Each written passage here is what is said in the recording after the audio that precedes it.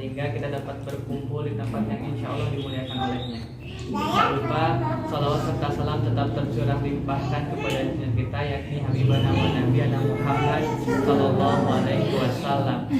Tak lupa kepada keluarganya, kepada keluarga sahabatnya, tabi'in dan tabi'atnya, serta kepada kita selaku umatnya hingga akhir zaman. Alhamdulillah, terima kasih kepada Ibu Rita yang telah menerima kami dengan baik di sini. Mohon maaf apabila kedatangan kami ke sini mengganggu waktu dari ibu-ibu semua yang ada di sini. Mudah-mudahan ini menjadi amal ibadah bagi kita semua. Amin. Sebelumnya saya Rahmat Kurniawan, saya mahasiswa dari bimbingan konseling Islam sebetulnya Bu ya. Di sini kami sedang mengadakan praktek penyuluhan KB yang sebetulnya jika dilihat bahwa seharusnya ibu-ibu di sini lebih mumpuni untuk pengetahuan mengenai KB begitu Bu, karena di sini juga kan sering dibina oleh Ibu Rita mengenai KB, kegiatan-kegiatan yang biasanya itu sudah berlangsung sejak lama. 2 tahun terakhir ini mungkin Ibu Rita sudah mengadakan banyak program di sini yang berkaitan dengan KB. Nah, adapun saya hanya ingin berbagi apa yang saya dapatkan mengenai tujuan dan manfaat KB itu sendiri. Begini, keluarga berencana karena kerap disalahartikan Bu ya sebagai program penolak kehadiran anak gitu. Di masyarakat itu KB itu kayak untuk menolak kehadiran sang anak, padahal tujuan dan manfaat program itu justru sangat baik dan demi mewujudkan keluarga yang sehat. Karena dari arti KB itu sendiri, sekarang arti KB itu bukan keluarga berencana, akan tetapi dari BKKBN Pusat sudah merubah menjadi keluarga berkualitas gitu. Nah, sehingga ketika ibu semua di sini menggunakan KB itu akan menciptakan keluarga yang berkualitas dengan tujuan pertama, membentuk keluarga kecil sejahtera sesuai dengan kondisi ekonomi keluarga tersebut. Nah, di sini menahan kehamilan itu tentu dengan prinsip ekonomi. Kita tidak bisa memanage keuangan kita dengan anak kelahiran kita, dengan jumlah kelahiran anak kita, agar tidak ada kesenjangan sosial antara anak satu dengan anak yang lainnya, bisa terkontrol ekonominya, mulai dari biaya sekolahnya, biaya persalinannya, seperti itu. Yang kedua ada mencegah terjadinya pernikahan di usia dini. Sangat penting. Zaman sekarang ini banyak anak-anak muda yang sudah menikah di bawah umur karena tidak adanya pengetahuan mengenai kelahiran. Ini sangat penting bagi ibu semua untuk memberikan arahan kepada anak-anaknya bahwa ada usia matang untuk pernikahan seperti itu.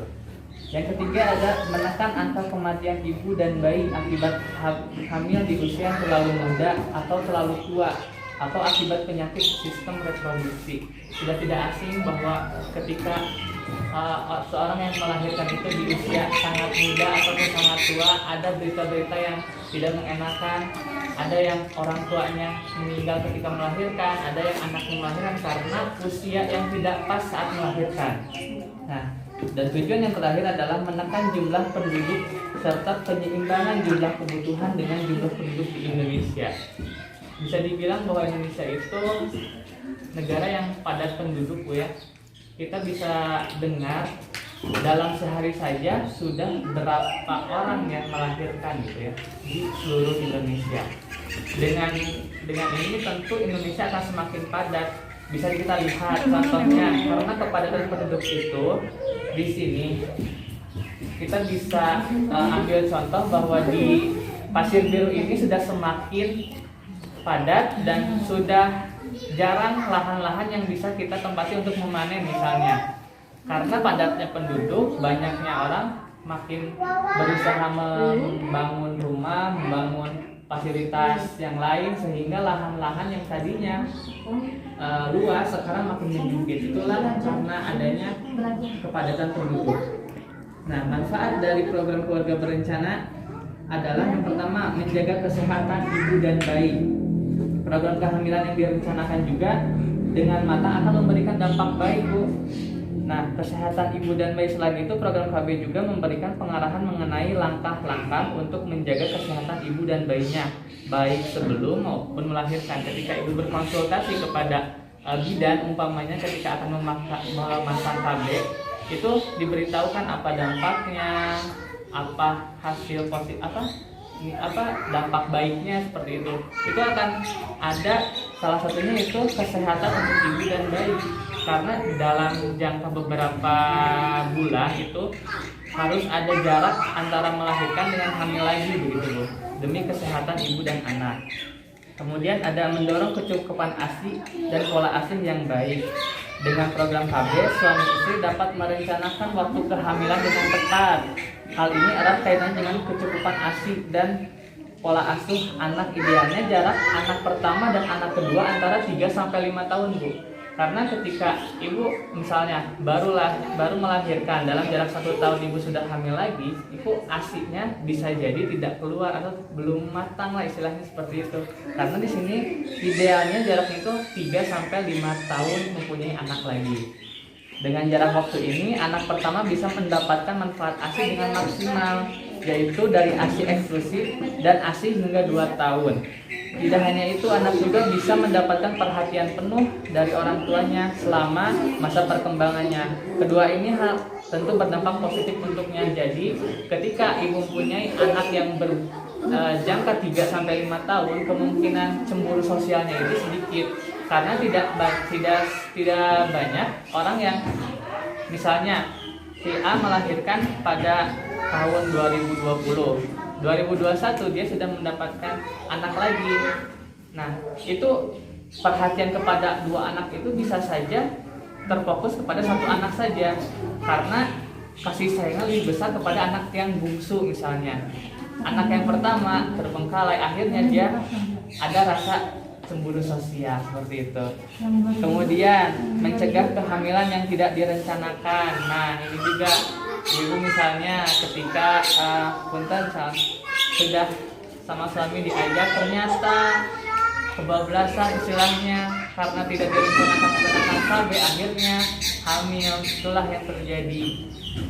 Kemudian ada mencegah penyakit menular. Itu sudah kita tahu bahwa ketika seorang berhubungan itu, meski dilakukan antara suami dan istri, hubungan seksual tidak terlepas dari resiko penyakit menular seperti sifilis, seperti HIV. Namun hal ini bisa dicegah dengan penggunaan alat kontrasepsi. Mungkin di sini ibu sudah lebih paham mengenai alat kontrasepsi yang biasanya ya ibu gunakan, banyak begitu.